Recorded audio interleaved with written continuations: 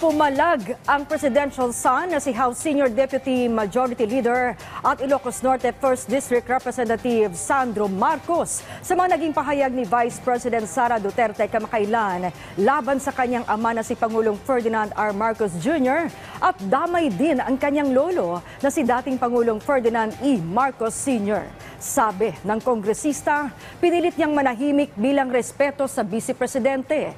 Pero bilang isang anak, hindi niya mapigilang magsalita dahil na rin sa tindi ng pahayag ni Duterte na tangkang huhukayin ang labi ng dating presidente at bantang pupugutan naman ng ulo ang kasalukuyang Pangulo. Ayon sa presidential son, bilang Ilocano representative, hindi rin niya palalampasin ang pagkakataong ihayag ang kanyang pagtutol at pagkadismaya sa mga sinabi ng Vice Presidente.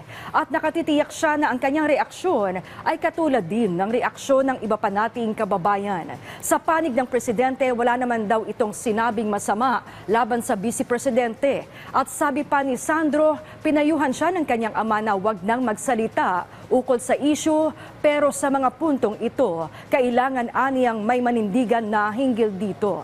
Tila ang pagwawala aniya ang ginawang self-therapy ng Vice Presidente pero sumobra na ito.